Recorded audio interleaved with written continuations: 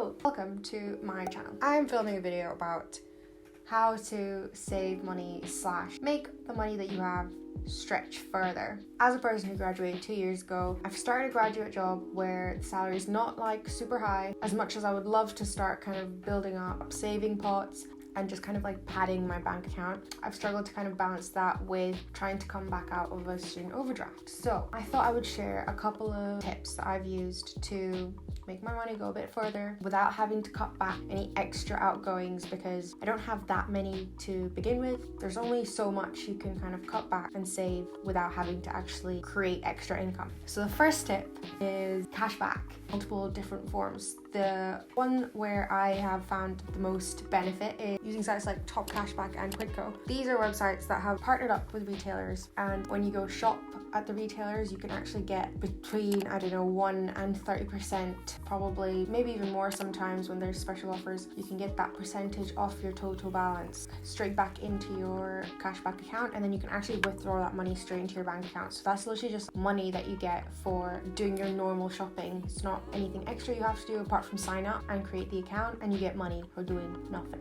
The ways that I've utilized these are switching your utilities for electricity and gas, also Wi-Fi. Those are the biggest ones that give you actual lump sums of cash back on signing up with certain utility providers. Also like buying major things. I bought a bougie Hoover, got some cash back on that. Things like insurance, so car insurance, house insurance, contents insurance, probably pet insurance. Do not have a doggo yet, so cannot provide an opinion. So that's a great way to get cash back on things you have to pay anyway. Another form of cashback is cashback on everyday spending. This can be in combination with Top Cashback and Quidco, where you can get the Chrome extensions. So if you use Google Chrome as a web browser and you do a lot of online shopping, it's tiny percentages, like 1-2% of your total expenditure. But if you're doing that quite often, which you probably shouldn't be if you're trying to save money, Chrome extension will actually like pop up when you're shopping and say you can get 2% cashback on purchases from this vendor. You can click on the little, the 2% cashback, and you can kind of build those up. And I know people who've earned quite a bit over a couple of years, but they've earned like a decent amount on just their everyday shopping just because they've remembered to use Top Cashback. And you can also use cashback credit cards, and the best way to find these are on comparison websites like Money Supermarket and Go Compare. There are loads of credit cards that offer cashback on everyday spending. I think the Amex Platinum card actually does that. You have to spend like a minimum amount annually. It might even be something like if you spend £30,000 a year, which isn't that much. 3,000. Oh, it's only £250 a month. If you're spending that much on food, you can get cashback on that, and I think it's between like 1 and 3% annually, which is still free money for doing nothing. Literally, you're doing nothing except doing your normal spending. So credit cards are also a really good option. Finally, the other way to get cashback on things like bills and stuff is through actual current accounts that offer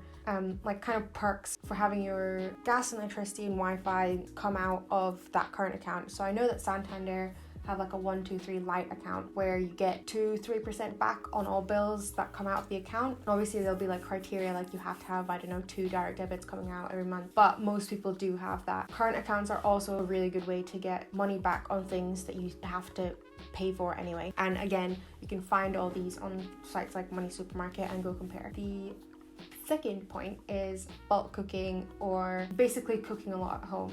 But you've heard the whole cook your own food instead of buying food out. And what I'm saying to do is actually do your food shop based on what's in your kitchen cupboard already. A lot of us will have like packets of pasta, or like for example, I had a tin of tofu, but it wasn't like tofu, it was like fake meat tofu. I had it in the back of my kitchen cupboard for a good 2 months, and because it was at the back, I didn't really see it. Like my kitchen cupboard staples are Thai green curry paste, all the ingredients that you'd need for Thai green curry, so like the fish sauce, soy sauce, sugar, lime leaves, all these things are my kitchen staples, but they may not be yours. Once I found that tofu, it was really easy for me to just whip up a Thai green curry without actually having to even go to the shops. Of course, it didn't really have vegetables, but still, it saved me a trip of going to the shop. And I'd also recommend writing down maybe things you love to eat throughout the week, because I know eating the same kind of meal can get a bit boring, which is why I personally hate bulk cooking food. Make a note of your favorite foods to eat and try and keep a stock supply of the ingredients you'd need for that in your cupboard all the time. So for me, this is having rice, lentils, the standard spices you need to make masala. That's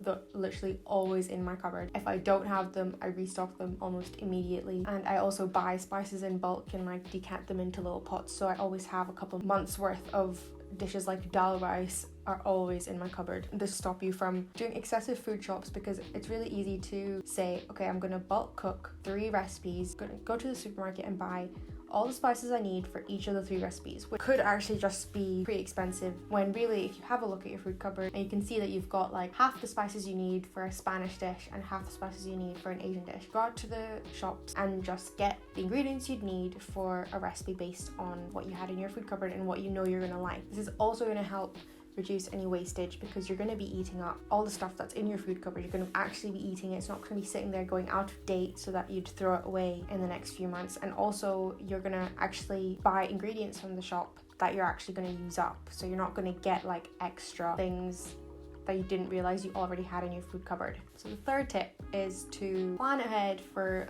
big payments you know are coming through the year. For me, how this works is car insurance, contents, and flat insurance are big payments that I make in the year. And because I always had my student overdraft, I would always pay these off in like one lump sum to avoid the extra that you'd have to pay of kind of interest if you did monthly payments. So of course, if you're in a position to be able to put down a lump sum to avoid paying the extra amount you pay in interest, this is what you should save up for. Because what I'd end up doing is pay these amounts as a lump sum when they were due, like September. From September to about February, I would spend trying to pay that back and like claw myself out of the student overdraft that I was in. So that just means I've lost September, October,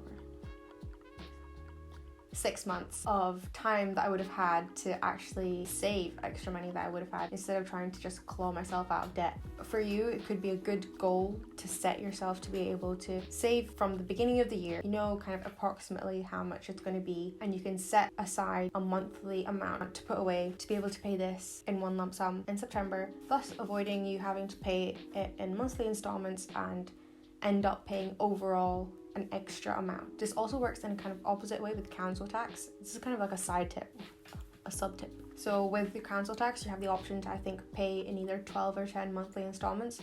But if you pay in 10 monthly installments, you're essentially paying a little bit more, but you end up having a council tax free February and March. So there's 2 months where you don't actually have to pay council tax. And that's a good way to maybe in those 2 months put away a bit more money into your savings and kind of top them up. So the fourth tip is actually buying things secondhand / not trying to buy things as soon as you realize you need them. So for me, this is something I've done literally since I first ever got paid for my first ever job, and I don't know why I do it. So I just refuse to pay for things full price. It just pains me. I don't like doing it. The only times I do it is for like makeup and toiletries. That's the only time I buy things new. You can't really buy makeup secondhand, it's kind of gross. And the best kind of advice I can give you about this tip, right, is to write down what it is you actually want. So for example, I have a little note in my phone, just in the notes app.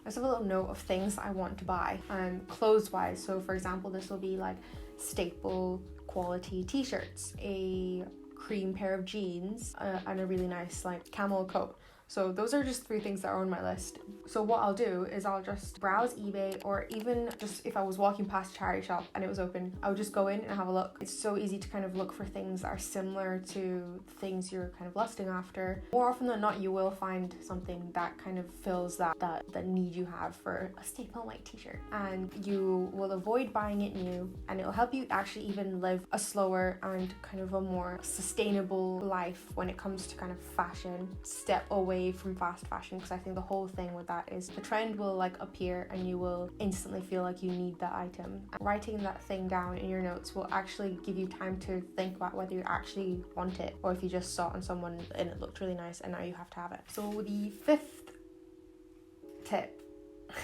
is to make the money that's actually sitting in your bank account, so like the money that you can't save because you need it, / the money that's just there in your account, actually work a little bit harder as well. And by this I mean take advantage of switching offers and other perks that banks offer to kind of switch their current accounts, which also sometimes have a lot of good benefits as well. For example, last year, I think they've actually stopped it as of this month, last year, Nationwide were offering a Flex Direct account, and then if you referred someone the account, the person who got the account would get £100 and you would get £100, and you could do that up to 5 times. So you could effectively earn £500 from like referring people to these accounts. The account itself also offered a 5% in credit interest rate, and I think it only applied to balances up to 2.5k. So if you had 2.5k in there all the time, you would earn 5% on that balance by the end of the year. The interest rate only lasted a year. That kind of leads to me also saying that you should be shopping for current accounts on a yearly basis, because banks are always offering incentives for customers to go to them, and you do have to meet like certain criteria, like have a couple of direct debits coming out the account or have a certain amount going in your salary most of the time. So it's always useful to just spend an hour, if that, on a Sunday just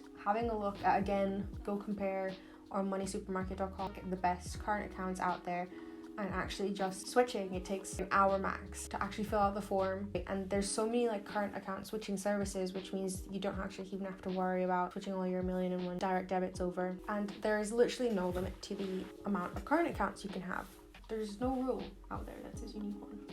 So 6th and final tip is to do things yourself, and this kind of builds on not having to cut back on any outgoings that you have, because these tips are all based around the fact that you've already kind of cut back and you've already had a look at your direct debits, and there's nothing more that you can really reduce in terms of outgoings. So this is more looking at things that you do pay for on maybe a regular basis. So do you get like nail appointments, hair appointments? And then the do-it-yourself aspect of this tip just means that you don't have to like cut back on those things and also cut the fun out of them. If going to the nail salon and getting a fresh set of nails makes you feel good once in a while, then there's no harm in just doing that yourself and saving on like the future cost of that. So those were my tips for saving a little bit of cream.